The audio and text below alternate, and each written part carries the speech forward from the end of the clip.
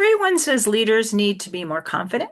I think that advice is broken because the real reason smart people get ignored in meetings, boardrooms, and high stakes conversations is not a confidence problem at all. It's that they haven't defined the one idea that should land and the one action their audience should take. And once you see the simple shift, that changes everything. You'll never prepare for an important conversation the same way again. Hi, and welcome to the U World Order Showcase podcast, where we feature life, health, transformational coaches, and spiritual entrepreneurs stepping up to be the change they seek in the world. I'm your host, Jill Hart, the Coach's Alchemist, on a mission to empower coaches and entrepreneurs to amplify their voice, monetize their mission, and get visible. If you're ready to start attracting premium clients without chasing algorithms or hunting people down like a banshee on a mission, head on over to coachesalchemist.com and schedule your free client acquisition audit. It's the first step to building a business where your clients seek you out rather than you having to hunt them down. Today, we are chatting with Patricio Larrea. Patricio is a partner and chief growth officer at the Humphrey Group, a former architect who led teams in high pressure construction environments. He now helps leaders across the Americas communicate with clarity, courage, and purpose.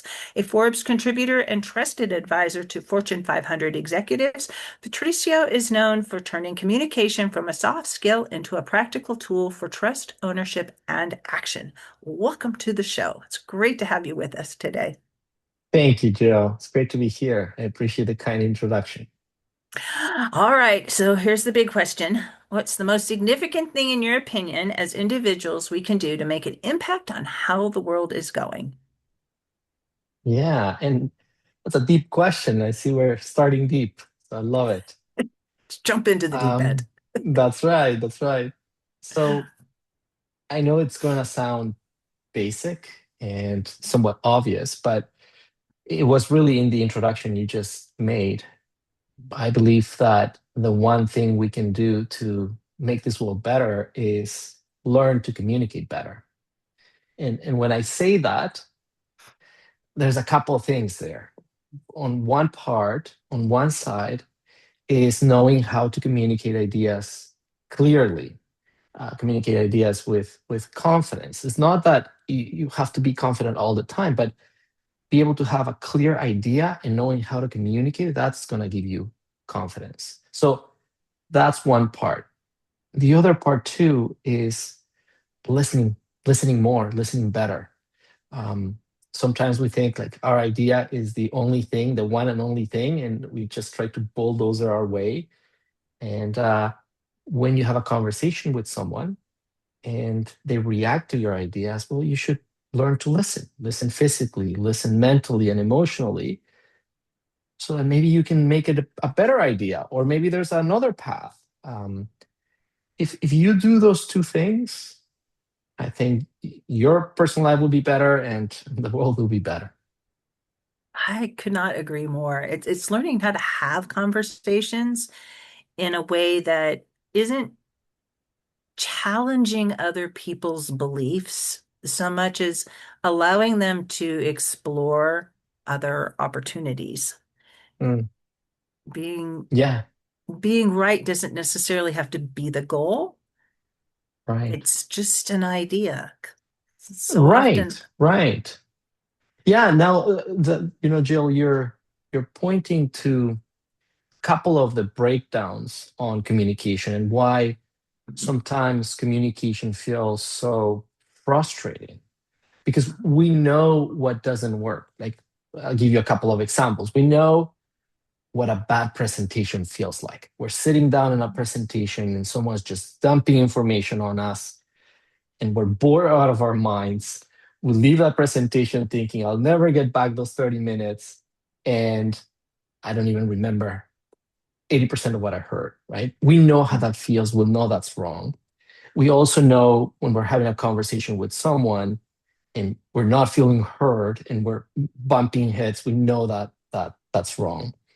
And so, how to change that? Well, the first step needs to be you need to be clear about what you want to communicate. And I see a lot of this with my clients where there's no clarity. When I start asking questions and digging and trying to find, okay, what is that one idea Like if you didn't have more than 30 seconds to communicate this 1 hour thing that you're going to communicate, what is that one idea that you want to share? And what is the one step that you need to ask that person or that audience to take that connects to that idea? Once you achieve that clarity, everything changes. And so that's one of the things that we help our clients with. We coach them into finding that clarity. Now, once you find that clarity, what's interesting is that you're way more open to hearing other people's reactions, opinions to it, because you've done your work. You don't get as defensive. Um, and so just starting with that clarity helps the entire communication, the entire conversation. It helps in creating the presentation to start with. Exactly, exactly, exactly. Yeah, I can't tell you how many times I've come across people who they they don't know where they're going, and they're trying to take people with them. exactly. That's so interesting, right? And you've just used the word when we describe what the Humphrey does, my company, the company that I work Mhm. with. We are a leadership communication training and coaching firm. And when we think about leadership, it's exactly what you just said, the ability to inspire people to follow you, to follow your thinking, to follow your initiative, your project, your idea. And so if you don't have that clear, how can you do that? And instead, what I see happens, because what I see with my clients happens a lot, is let's say I'm in a coaching session, I sit down, and first they pull their computer with the 50 slides that they want to present in 20 minutes, right? And when we start having that conversation about what is that you want to achieve, we realize what they're basically covering is that they don't have the clarity. They're just putting a lot of slides there, but information doesn't do anything for your audience. In fact, there's a huge danger when you share a lot of information. So there's this really cool study that was actually done in the 1940s. Um, Two psychologists, Dr. Hyder and Dr. Simon. And what they realized, Joe, is that so they basically show a clip of a movie, a 1 minute clip of this black and white movie, no sound, it's just shapes moving around. Mhm. And what they've realized when they show this movie to people is that 98%, 99% of the population, when they see this movie, they put everyone puts a different title to the movie. That's basically the experiment. It's like, watch the movie and tell me what the movie's about. And everyone puts a different title. Everyone, the people say it's about bullying or it's about family dynamics. And it is just 1% of the population that actually sees the movie and explains what the movie is, shapes moving around.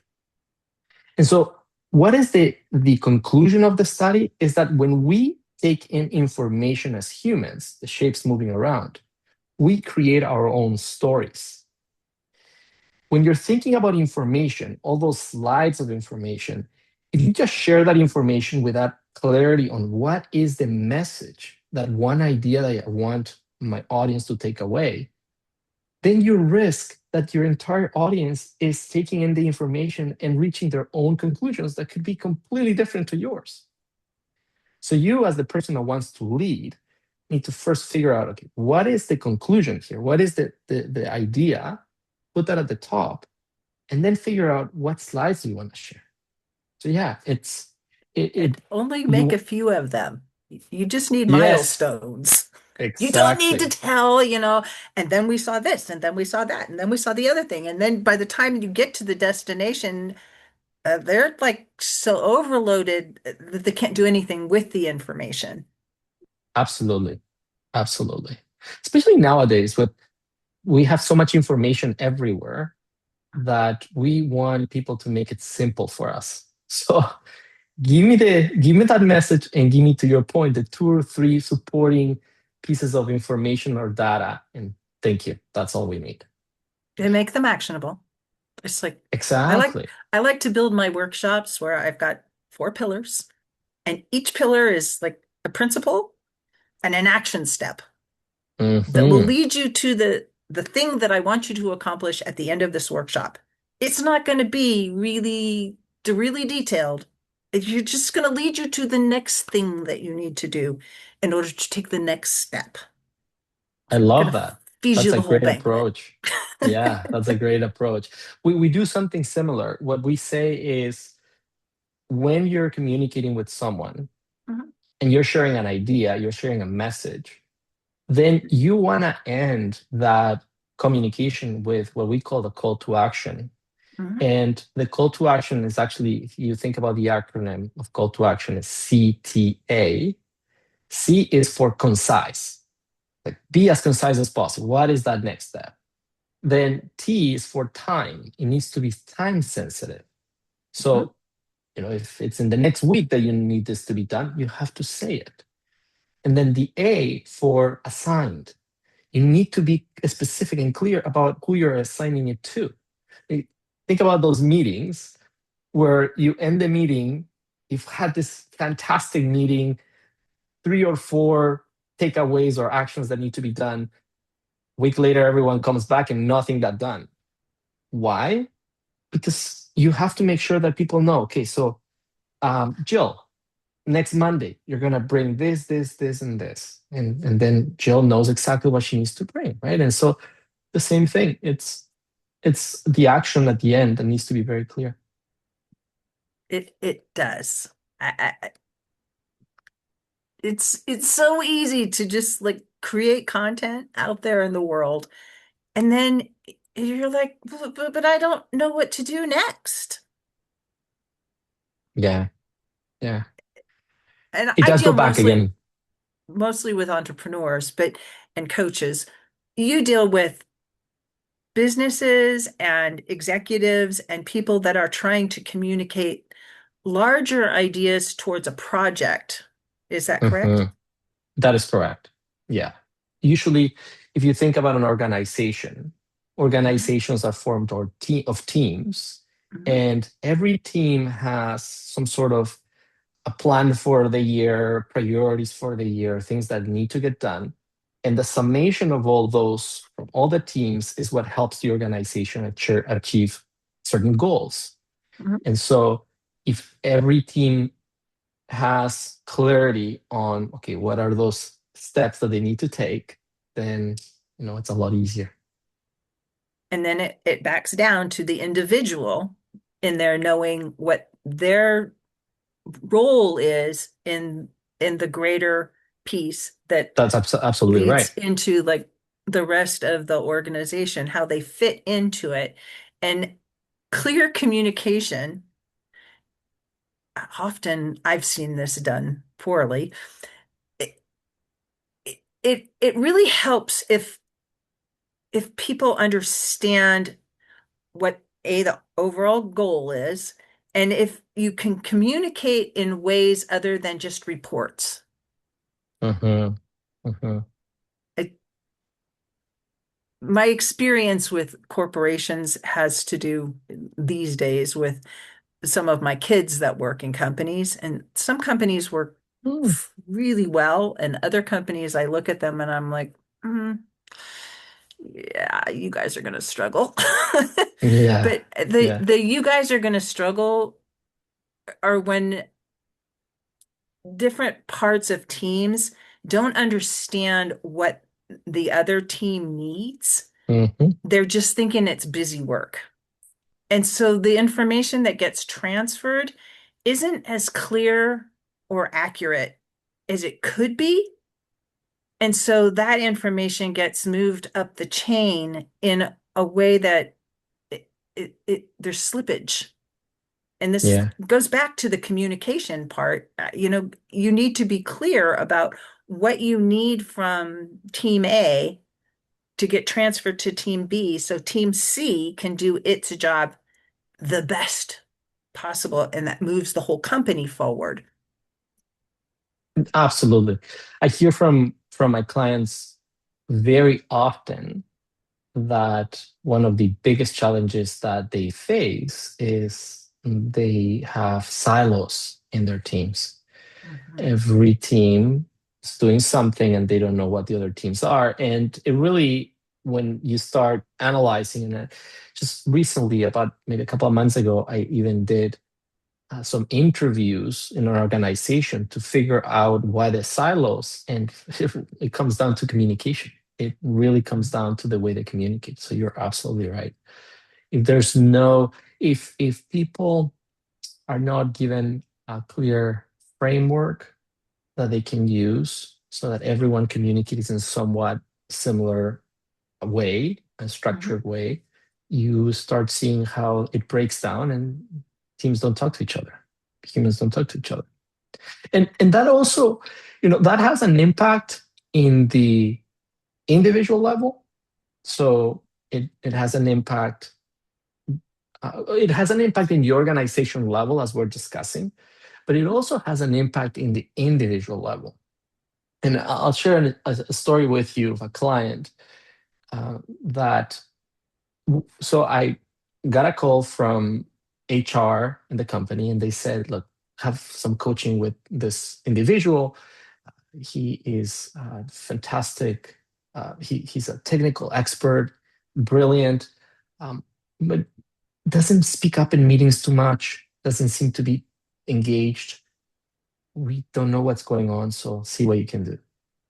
And it was interesting because the first thing when I walked in that office is my client said, um, "Oh, I realized quickly he didn't want to have coaching."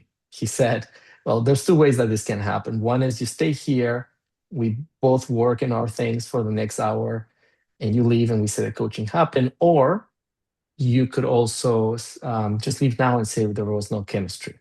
I thought, well, okay, thank you. Maybe there's a third option. So I suggested the option. He didn't love it so much. But I said, look, give me 10 minutes, have a conversation. If you don't like what you hear, then happy to leave.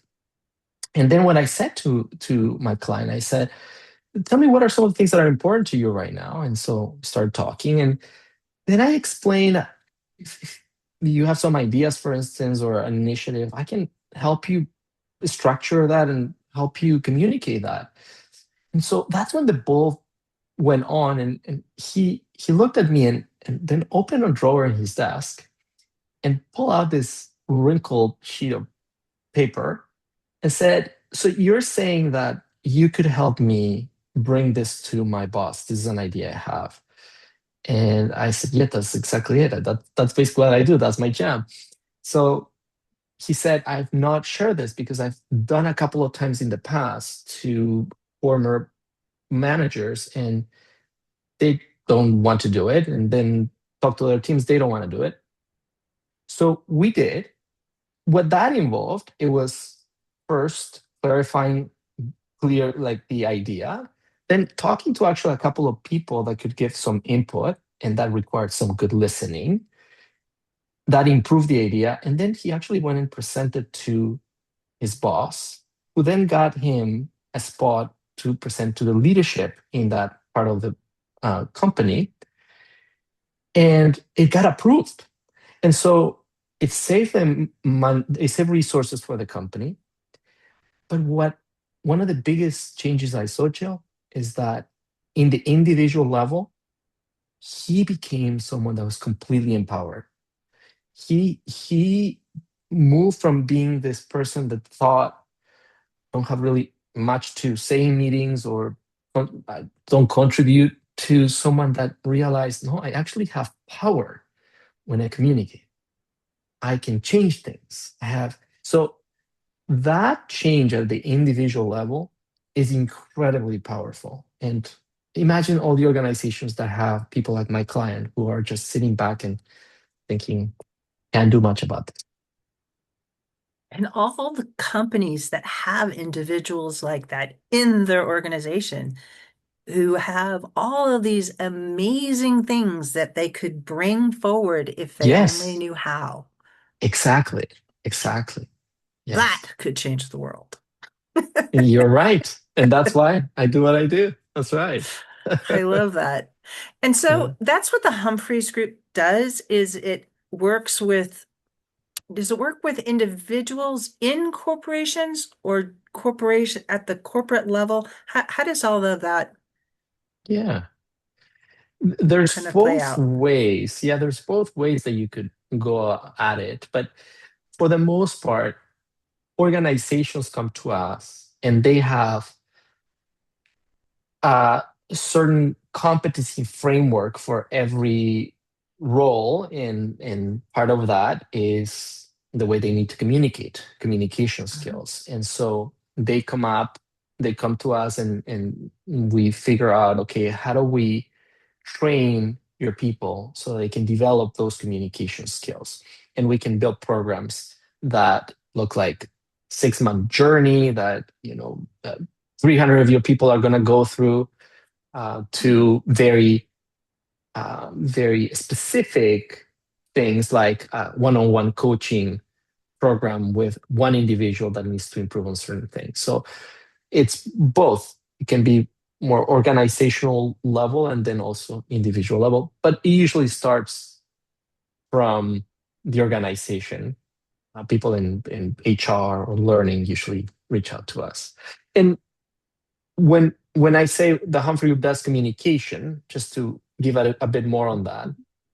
So from how to communicate with clarity and confidence to things like how to share a story. Like, a lot of my clients don't like sharing stories, and they're so powerful. They are Um, so powerful. yeah, I have some incredible stories about stories. How to give feedback. I have so many clients that shy away from giving feedback because they don't want to offend the other person because they've had such bad experiences with feedback. Well, we teach them how to give feedback. It doesn't have to be anything so threatening and intense, and it's so needed. So we do that. So um, any delegation, anything to do with communication, we come in and help you with that. So, well, there's so many things around that. And helping people to get feedback for themselves without getting Right. triggered, which is like, Yeah. Yeah. because you're not going to always run into that person who's had training on how to give feedback. They're just going to sound like they're attacking you when they're really just trying to communicate with you, but that's the only tool they have is a hammer. Yeah. That's exactly right. That's exactly right. You know what's interesting? Um, I do martial arts, Jill, Mhm, and I've been doing martial arts for my entire life, but just recently picked up jujitsu. mhm, And one of the things that shocked me about this martial art is how feedback centered their culture is. And it really made me think how amazing if organizations were like that.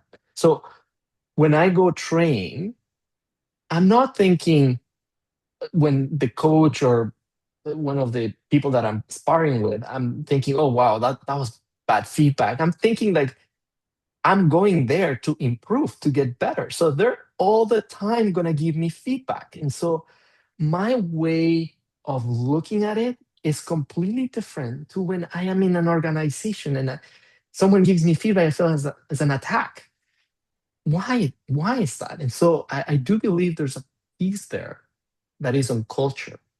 If we're able to create a culture in our organization where feedback is seen as a tool to help us all get better at what we do and not an attack to the individual, to the person, my goodness, things would be so much better. And then I love that. it is important to learn how to give feedback for sure. There's a simple tool we teach. It's actually the acronym is LIFT, because the idea is lifting performance, lifting that person.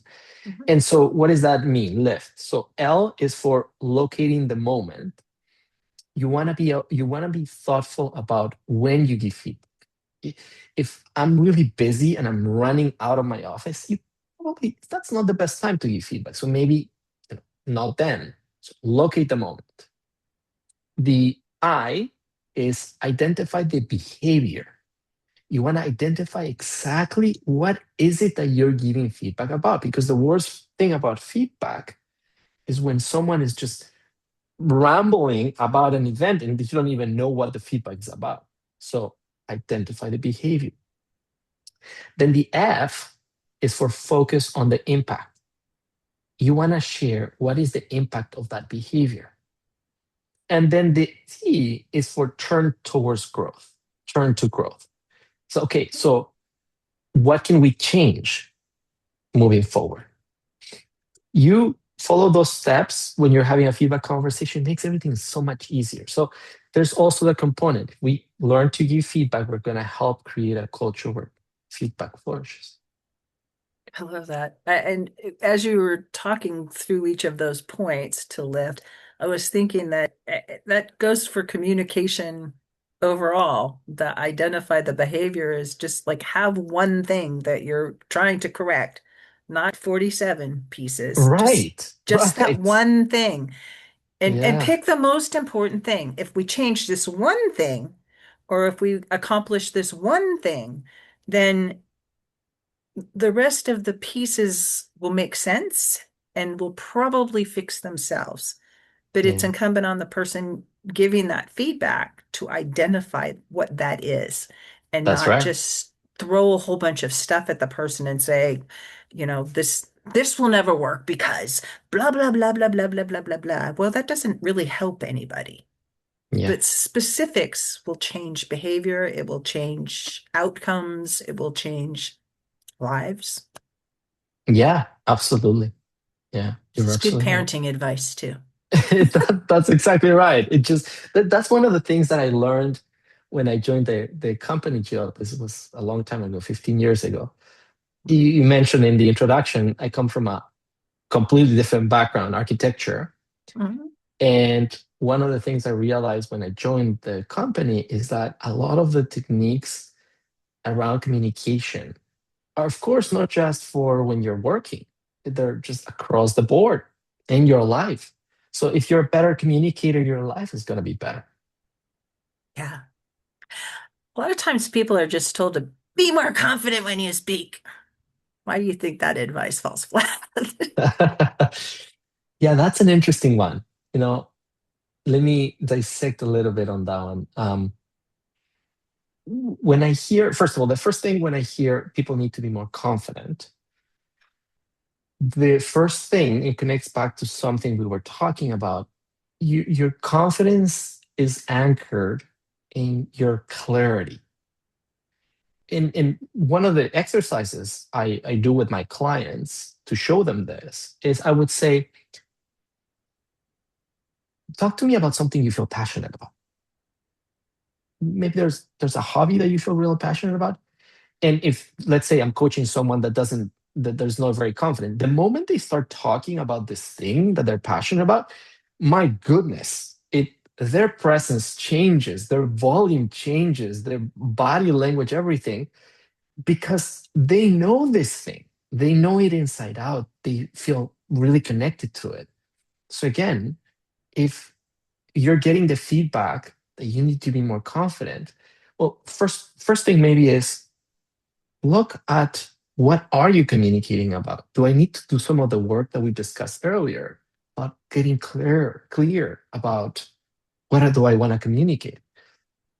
And then there are certain things that you can do around communication that can make you look more confident.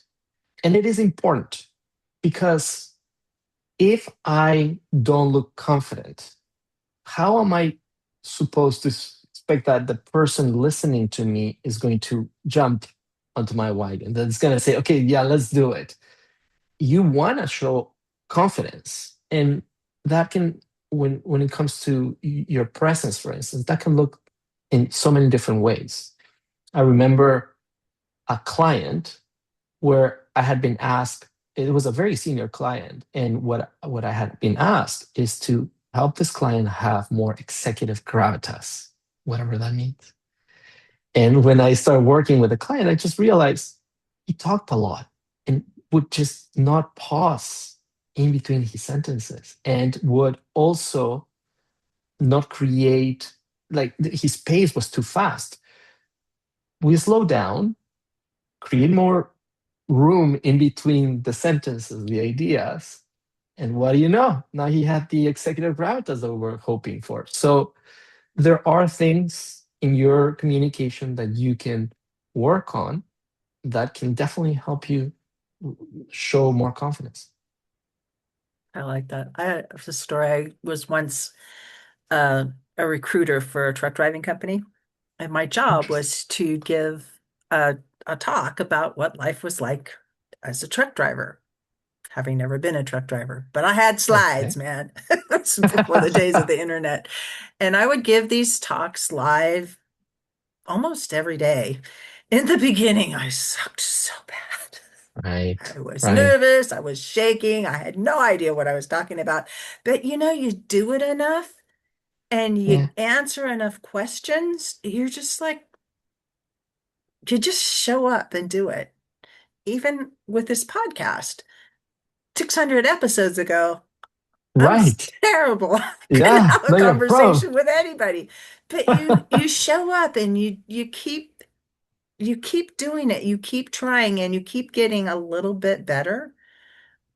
Confidence comes and it comes from you can relax a little bit. It doesn't always Yeah. have to be Yeah. perfect, and everybody starts at the beginning. I love that.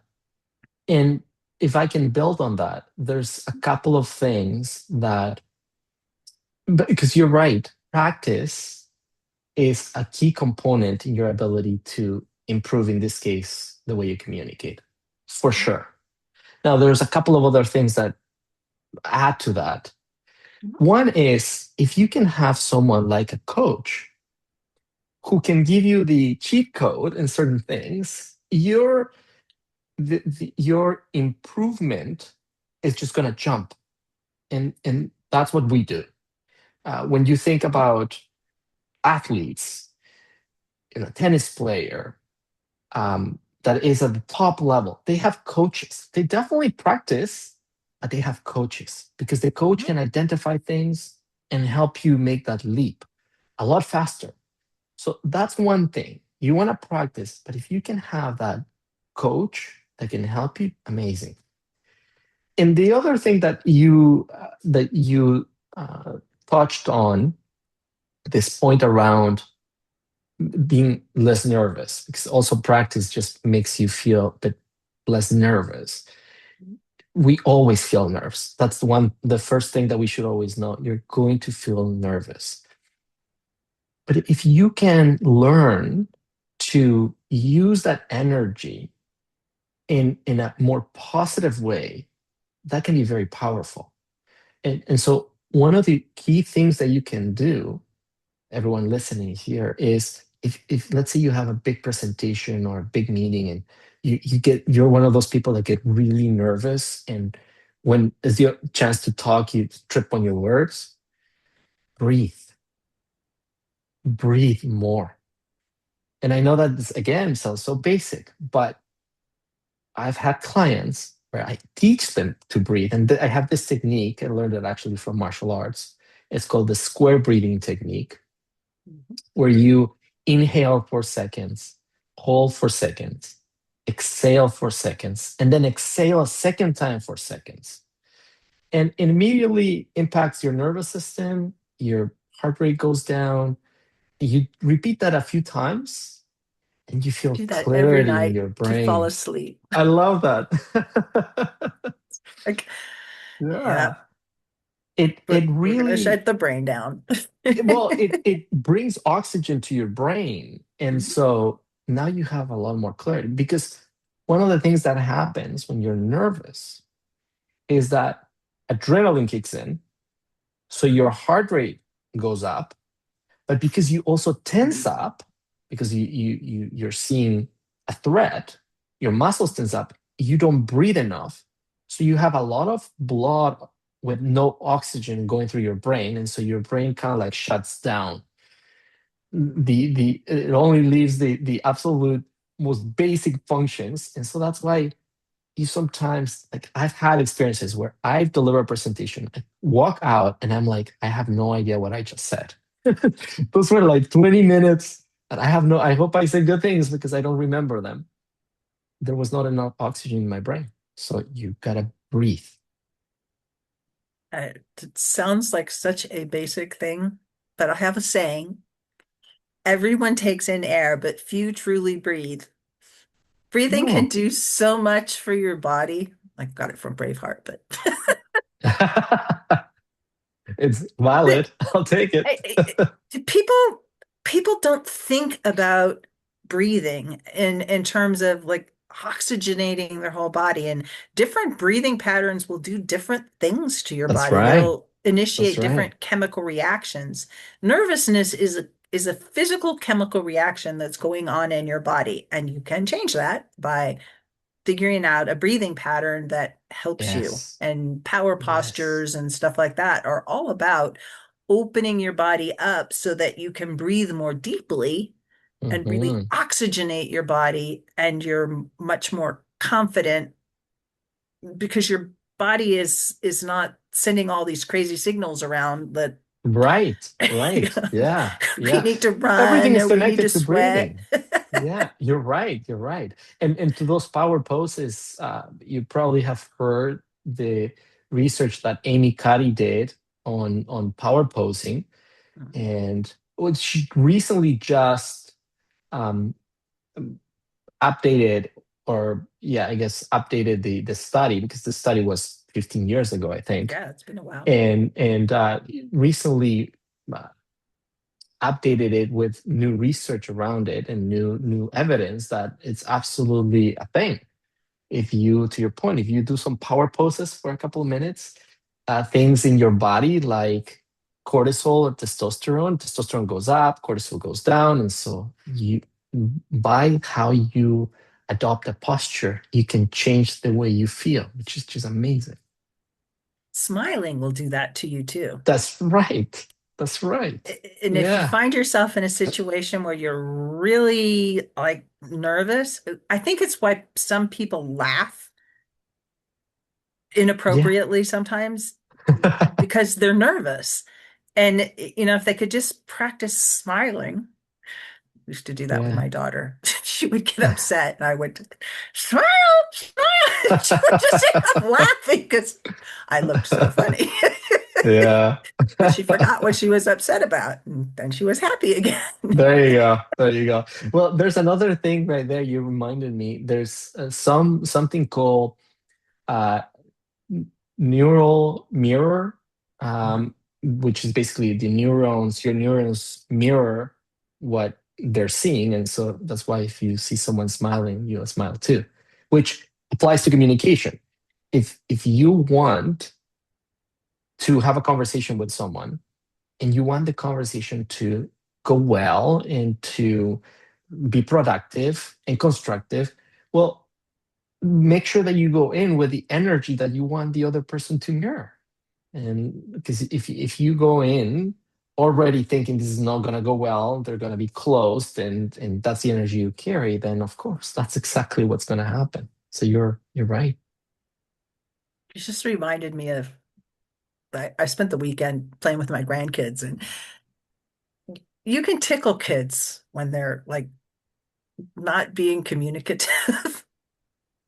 And you get their attention. And you can do that Right. with people when you're communicating, not physically tickle them, but you Yeah. can mentally tickle them. You can throw something in there that's totally unexpected that kind of like Interesting. jolts them around. I think that's why they tell jokes sometimes in talks in the Right. beginning, because it gets Right. people into a state where they're more receptive to whatever's going to come later, where they're going to like Right. bore you to tears usually. Well, hopefully not. Hopefully Hopefully after not. this, They're not. going to go Yeah. and see you and your company, and they're That's going to right. know better than that. Yeah.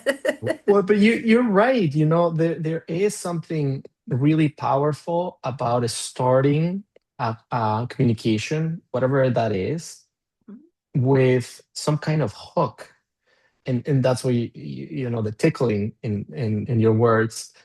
And I find, well, jokes can be a tool. Sometimes I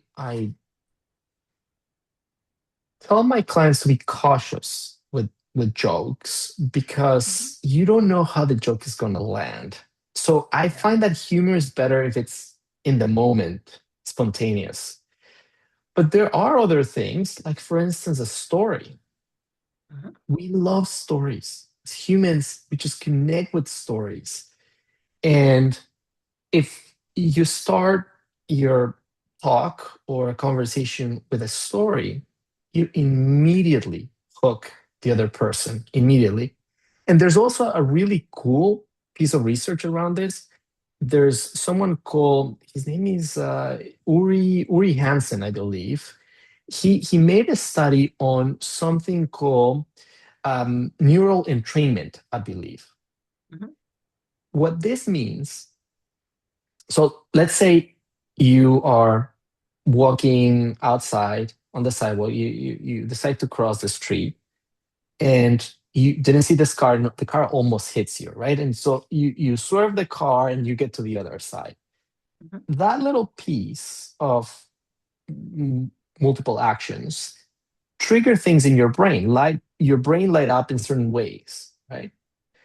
If I, let's say, that happened to me, Jill, and then I come to you and say, Jill, I almost got hit by a car, and I share the story with you of everything that happened. As you're listening, the same parts of the brain that light up for me are lighting up for you now. So it is as if you are the one that is crossing the street and almost being hit by a car. So just imagine how powerful that is.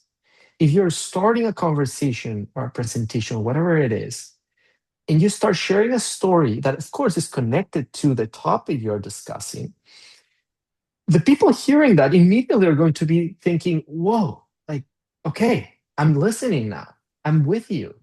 Right. And so that's why story I find it's a really powerful tool to do that, to create that connection, to create that hook that you were talking about. There's one other little piece that if you add an open loop, Hmm. it causes them to lean in and wait for the answer to that, this like Right. that thing that you're hanging there, and you develop the story a little more, close that loop, open a different one. Right. So they're Right. like, now I gotta hear what's next. The suspense. Yes. The That suspense, suspense. Yeah. solve the suspense, open the suspense. There are some people Totally. that are amazing storytellers, and Totally. they use that to like get their audience drawn in. And when you tell stories in a way that your audience can relate to, they can put themselves in the story, You're right. they're going to remember it. They're going to remember those Oh yeah. points that you're trying to make. And Yeah. they're more likely to end up where you want them to end up if you take them on an adventure. Give them an experience. Don't just Yes. talk at them. Yes. Yes. You're absolutely right. Well, interesting that you talk about this. Um, did you say loop? Was it Yeah, loop that? loops. Yeah. What we say, so stories, again, have a framework Mhm. because we've been part of stories that are so long and you're like, okay, where is this going? And but the story has, and we have a acronym for story that is actually a story. It's Mhm. S for setting. So who are the characters? Where is this happening? The T is for tension. And that's exactly what you were saying, Jill. That's the suspense. What is happening, and what's gonna happen? Are they going to survive, or how are they gonna figure this out? Then the O is for opportunity. What is that the main character does to solve that tension, to solve that dramatic moment? Then the R is for result, what happened? And then the Y, which is what did you learn from it? So if you follow that, it's incredibly powerful. And to the point, people remember it. And Jill, I this was a couple of years ago. I had we with the Humphrey with my company, we went on a retreat. It was Cancun. It was a beautiful retreat, and the last day, um, we had a tradition, sort of like a tradition. My boss, the CEO, would always open the retreat with sort of like a speech, and I would close it at the end of the retreat. And so I was thinking, what do I do? What do I say? And the theme was all about somewhat of adventure. And I thought of a story. And back then, I had just moved from Vancouver, Canada, where I lived 15, almost 20 years, to Texas, where I live now. A little And I different. and I and I exactly a little different. And I share with my team the story of my son. So with my partner and I, when we moved, we pay a lot of attention to the school where we're going to take our son, and we're a little nervous. And so my wife took my son to the orientation day, and then I took my son to the first day of school. And as we were walking in, we said goodbyes, and he just started walking in, and he went. I was like, wow, that was easy. And so I turned around, and as I'm leaving, I hear his voice, Papa, Papa, don't leave me. And I turned around and he was crying. And so he launched at me. We sat down on a little bench right there, and he kept crying. And I'm thinking, what did I do? Just move my entire family. And like he used to love his school. I'm like saying all these things in my head about the reasons why this was a bad decision. But I noticed maybe 30 seconds. It felt an eternity for me. Maybe Mhm. 30 seconds, he stopped crying. He got up, he hugged my neck, and then he started walking away without me saying a word. And I thought, wow, that how courageous for him. He knew that adventure was at the other side of that door. It was hard, but he needed to do it. And so I shared that story with the team, and I said, look, we don't know what's at the other side of that door. We know it's going to be hard, but together we're going to do it. And Jill, I I I think 90% of my colleagues, like 20 of the 30, came to me at different times after that to say, I loved your story. I with my kids also had similar thing, or this meant so much for me because I'm going through this part in my life and I need to act with courage. Everyone heard the story in through their own perspective, their own story. And it got more reactions than anything else I did during that retreat. And so that's the power of story. That's why it's important that we share them. But of course, as we talked about, there's a method for it. So it's important that we also know how to tell stories. And that the conclusion of the story matches with the thing that you're trying to get them to Yes. do. Goes back to the Yes. one thing again. You are absolutely right. Exactly. So you need clarity. What is that thing? And then what is the story that helps me make that point? Yes, I love that so much. Mhm. So, Patricio, how can people find you or work with you, and how does all that work? Jill, the best way is through our website. The company I work with is the Humphrey Group. And so thehumphreygroup.com, I know it's going to be in the notes, the link. And if they go there, they can see all the different services that we provide that are all related and focused on communication, training, and coaching. So if anyone is interested, would love to have a conversation. You can go there and say, talk to a human, and then we'll be there. Not a human? You mean you don't have AI? Just kidding. Well, that's so interesting you say that. You know, one of the things that we're trying really hard is to keep the human at the center. We do use AI. We use AI for measurement, for instance. Like when you start training with the Humphrey Group, you'll get a baseline of how your communication is, and then you'll get through and also at the end. So we use AI, but also we want to make sure that the human is at the center. I love that. I love that. We need that so much these days. I agree. And so you I work agree. with both corporations and individuals. So if you're Yes. an individual out there and you're feeling like, man, I really I have a message. I just don't know how to share it with people. I really want to be a speaker. There are a lot of coaches out there that are thinking they want to get on the speaking circuit. Those kinds of people can come to you and you can Yeah. help them craft their message and share it in a way that impacts others to want to work with them and be inspired by them to take the next step in their journeys. Absolutely. Absolutely. Yeah. Anyone that wants to communicate better, we can work. Thank you Yeah. so much for joining us today, Patricio. This has been Thank great you, Jill. conversation. It was a fun conversation. Appreciate it. You can learn more about Patricio and about creating signature talks and communicating better by visiting thehumphreygroup.com, and I will put that link in the show notes below. Thank you for joining us today. If you're ready to amplify your voice, monetize your mission, and start attracting premium clients, your next step is simple. Head to thecoachesalchemist.com and schedule your free client acquisition audit. Be sure to join us for our next episode as we share what others are doing to raise the global frequency. And remember, change begins with you. You have all the power to change the world. Start today and get visible.